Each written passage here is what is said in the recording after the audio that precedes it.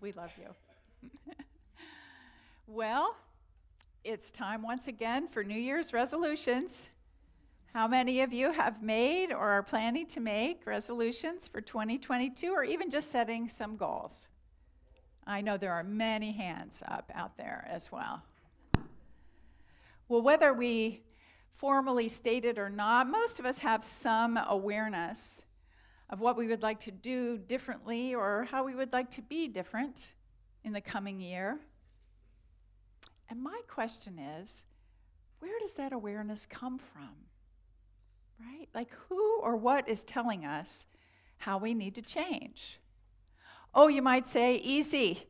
My partner is telling me how to change. My children, my boss, my colleagues, my doctor, my therapist, my conscience. But I think that the true direction for our own growth and evolution comes from our own divine wisdom. It comes from the presence of God within us. You see, our higher self knows what we need to stop doing and what we need to start doing. It sees all of the ways that we hold ourselves back, that we block our good, that we get in our own way. Our divine self observes what is working in our life and what isn't. You know, we say we are spiritual beings having a human experience. The spiritual side of us is trying diligently and consistently to steer our stubborn, ego-driven human self in the right direction. And it does this in many different ways. You know, anytime you have the thought, well, my heart is telling me something, or my gut instinct is, or this just doesn't feel right. You have any of those experiences, you can be sure that your higher wisdom is speaking to you. And if at any time you have this sudden flash of insight or realization and you suddenly know exactly what to do, it feels right through every cell of your being, you have been blessed with divine guidance. You see, God in us, our higher self, whatever you like to call it, has much to tell us if we will just listen. More often we don't listen, do we? We're very busy people, right? We're too busy to tune into the presence of God within us, to discern our future direction or adjustments we need to make in our lives. We're too busy to check that out, or we may do some attunement inside and not really like what we hear, right? We might get some direction like, well, you could be more, you could forgive that person, or, you know, maybe be a little bit more loving or kind. Maybe get a little more exercise, maybe meditate, da-da-da. As soon as you start hearing these things, you're like, la, la, la, I can't hear you.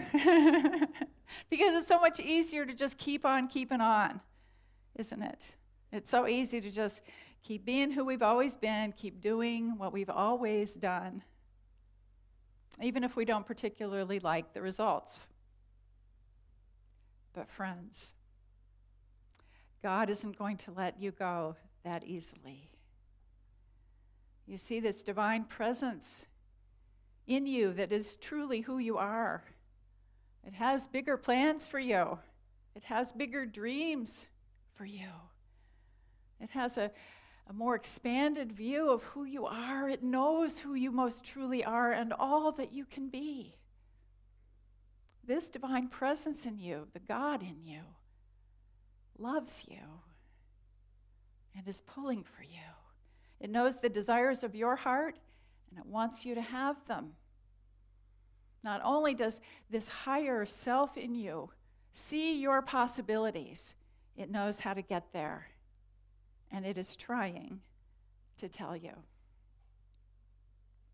In 2004, I was living in Portland, Oregon.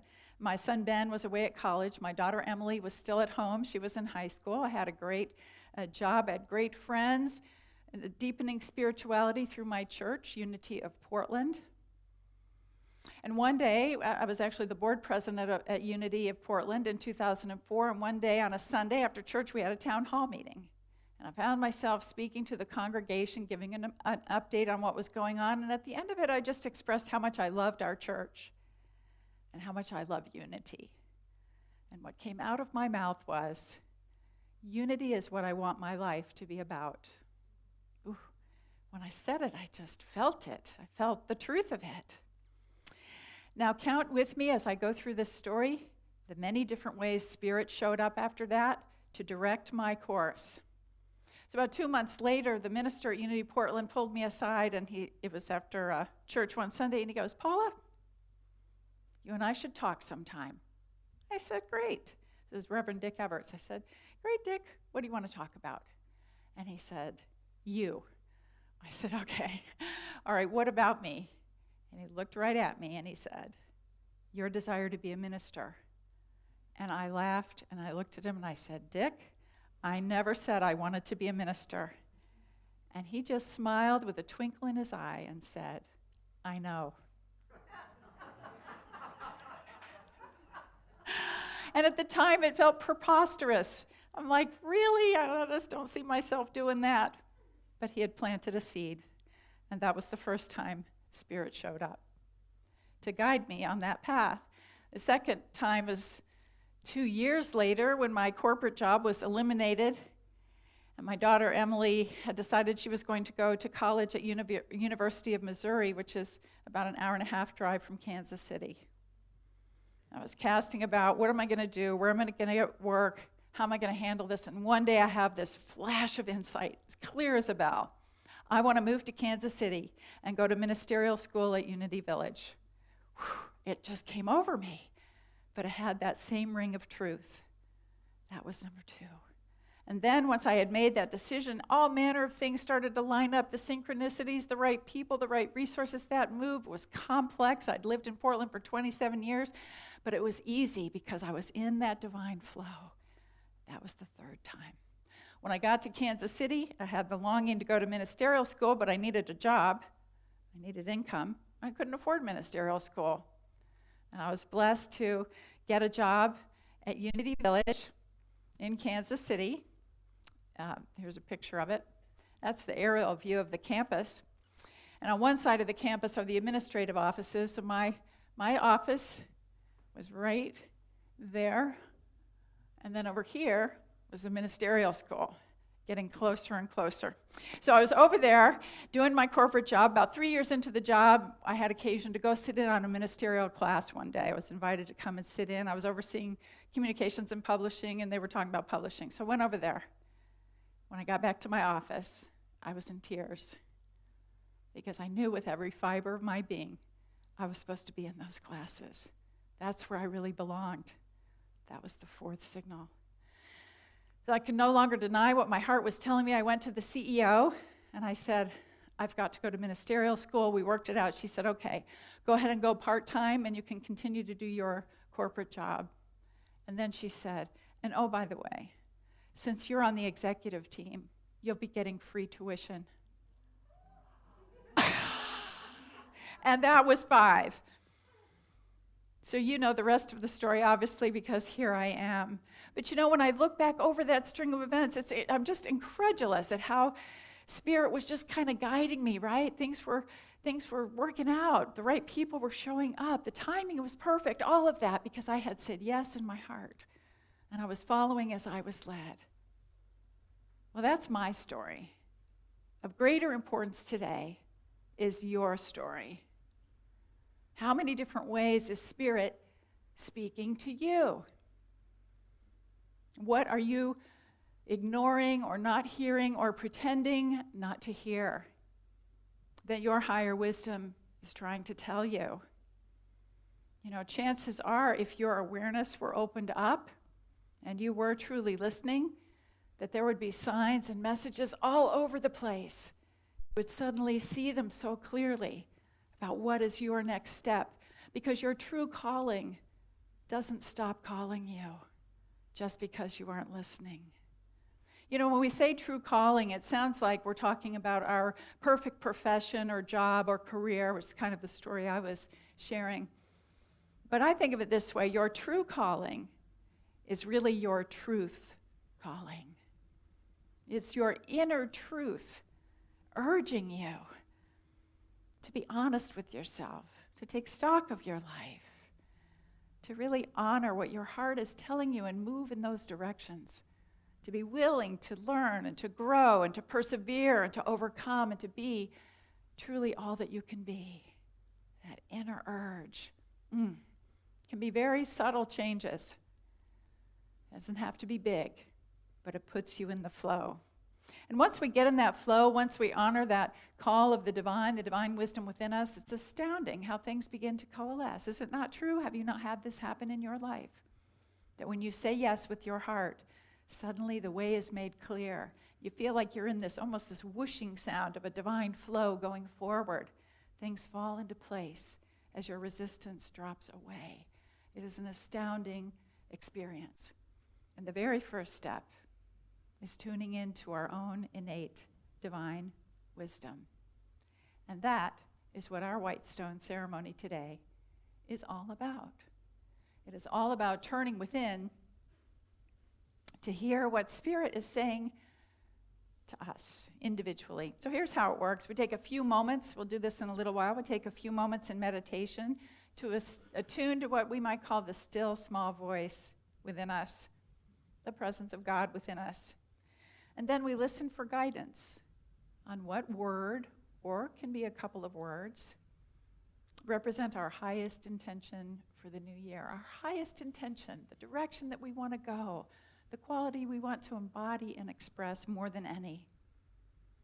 Usually we come up with one or two words that represent the changes we want to make in our lives. We write those on our white stone. You all should have received a little white stone and a pencil when you came in today. You write it on there and keep that as your touchstone for the coming year, a reminder of who you are being called to be.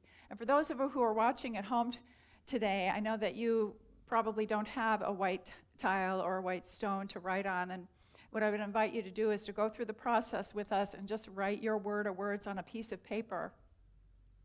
And when you can get to church, we have a white stone for you.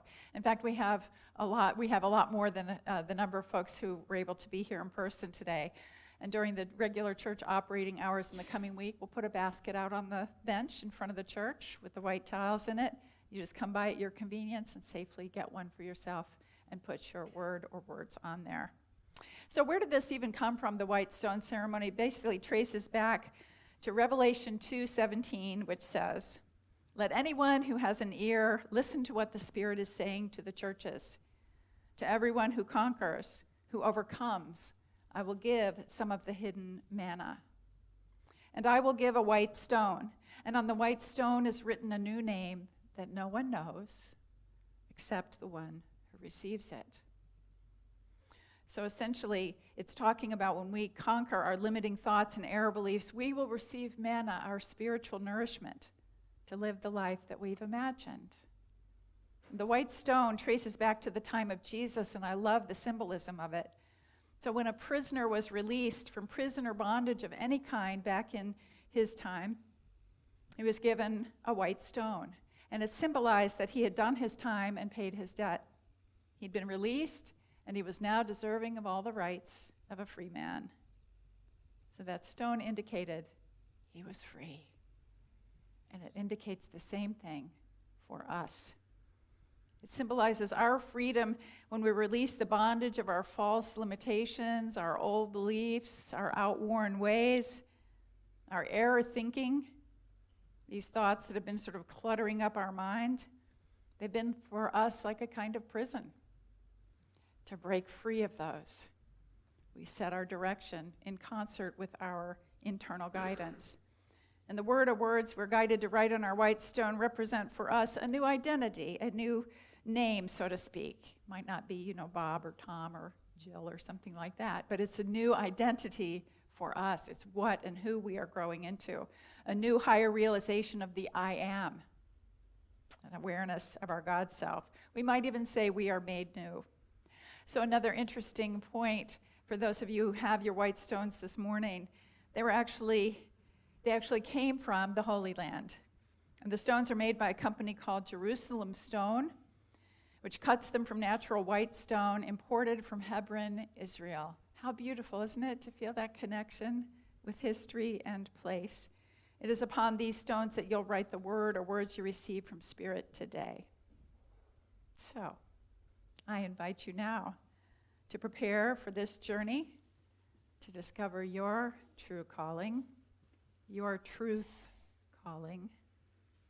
And what will 2022 look like as you follow the call of Spirit within? Consider that white tile that you're going to write on as being like a blank canvas for the year ahead that you are now ready to set an intention for. So with that, let's take some time in meditation. I invite you to get very comfortable in your seat. Close your eyes and breathe. Big, deep breath in. And let it go.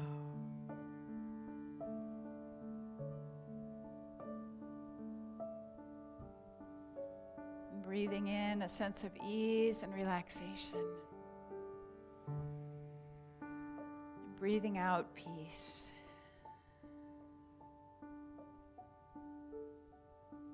Just give yourself over to the perfection of this now moment.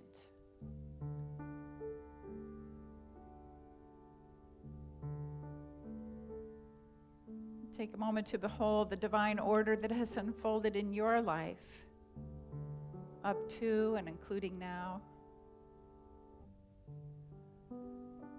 Consider that you have been brought to this point in preparation for what is next. Breathe deeply once again, acknowledging that the old has passed away. Every event, circumstance, relationship, all the twists and turns of your life, every challenge, every encounter, everything in your life has served a purpose. You are now at a turning point, ready to be set free from anything that might bind you. You are ready to let it go, to get out of the way of your good coming forth, and to be set free into the best year of your life.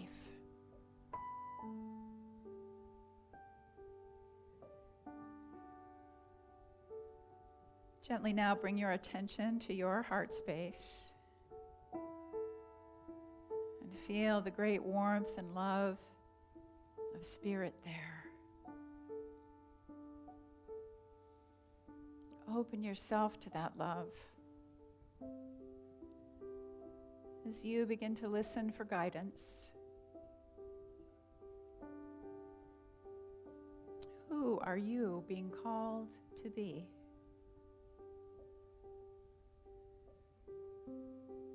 What words or word express Spirit's highest intention for you? Breathe and ask. Ask, what is the most helpful quality, word, or identity for you to grow into in this new year? Breathe, stay with it, and listen for a few minutes in the silence.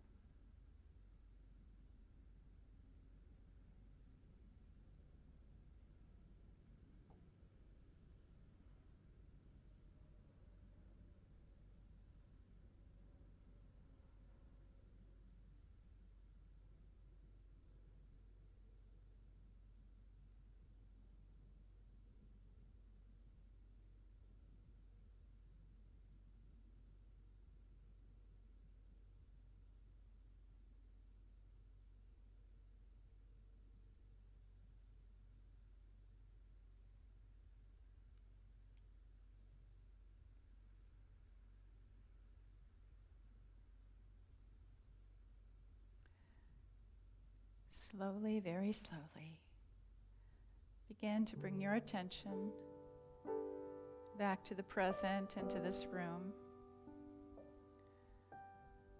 And when you are ready, when you feel so led, write on your white stone the quality, word or words or identity that came to you through this exercise as your intention for 2022.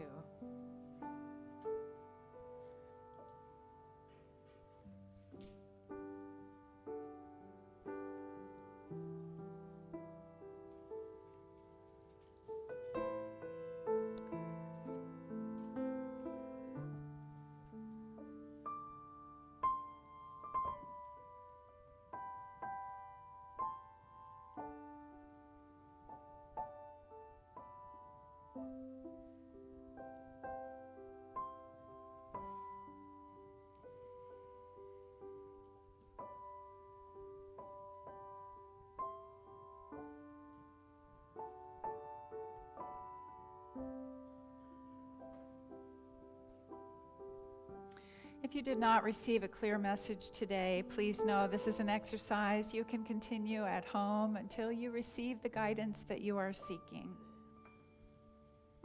And as you hold your white stone from the Holy Land in your hand, know, those of you who've written on it, that you've written a word that is very personal to you. Imagine Spirit has written this very same word on your heart. And I invite you to put your stone someplace where you can see it every day.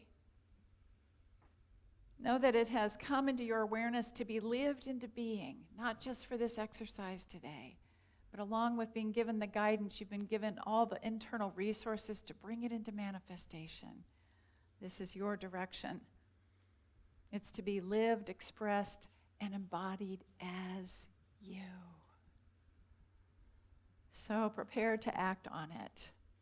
I brought along a little video this morning to cheer you on. It speaks about New Year's resolutions, but it applies just as well to our white stone.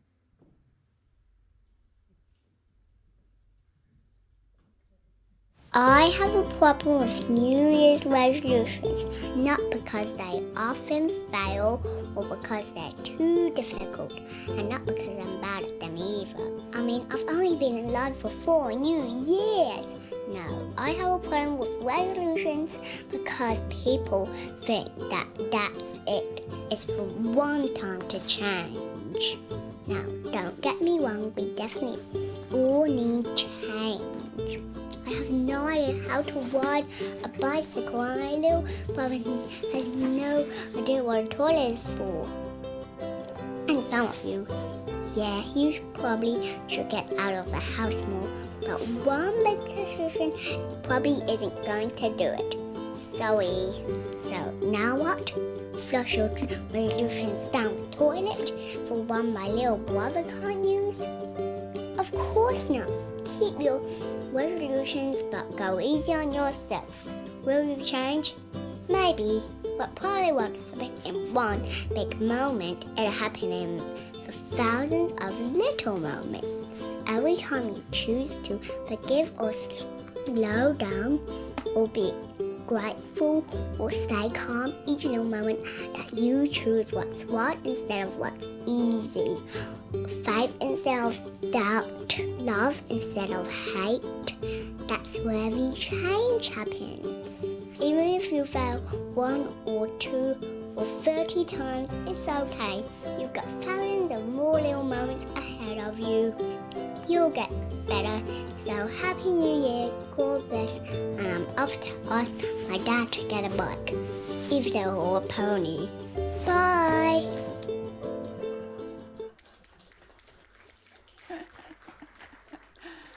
There's a budding minister, wouldn't you say? Today you've taken a first step in creating a new you for the new year. And really it's up to you what you create in 2022. Is it going to be the same old you in 2022? Or is it going to be dreams come true in 2022? Let your white stone and your inner wisdom be your guide. Thanks, you guys. Hey, was anybody surprised today when your word came to you? Did anybody start out with a different word and have a different one come to them? It happened to me up here. Shocked the heck out of me. It was great. All right. Well, thank you and Happy New Year again. This is a time in our service for sharing our love.